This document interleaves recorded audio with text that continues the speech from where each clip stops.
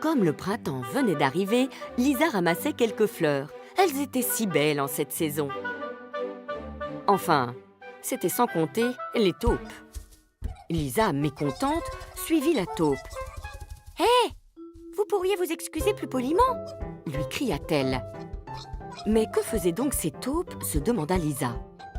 La taupe expliqua à Lisa qu'elle jouait à déchiffrer de grands nombres. Celle qui se trompait avait un gage. Le problème, c'est qu'aucune des deux ne savait lire des nombres pareils. Il était plus que temps pour Lisa Chiffrose d'intervenir. Elle proposa aux taupes de leur apprendre à lire ces nombres, ce qu'elles acceptèrent avec enthousiasme. Lisa expliqua qu'il fallait d'abord séparer les chiffres par classe, 3 par 3, en commençant par la fin. Les 3 derniers chiffres correspondent à la classe des unités, les 3 suivants à la classe des 1000, la classe suivante est celle des millions. Comme les taupes semblaient perdues, Lisa expliqua. Il y a 3 colonnes dans chaque classe, celle des unités, celle des dizaines et celle des centaines.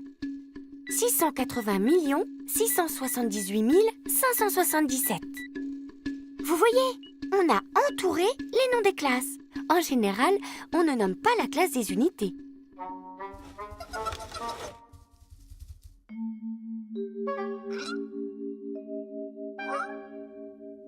Pas de panique. Je vous présente la classe des milliards. 5 milliards 680 678 577. C'était maintenant aux taupes de jouer. La première taupe était hésitante. 5 milliards 68 678 577. Ouf! Les taupes enthousiastes en demandèrent encore.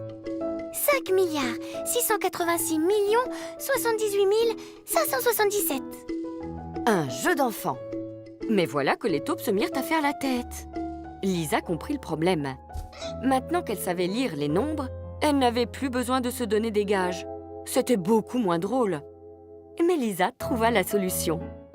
Lisa Chiffrose laissa là ses nouvelles amies et reprit son bouquet de fleurs, bien contente d'avoir trouvé le moyen idéal de corser l'exercice des taupes.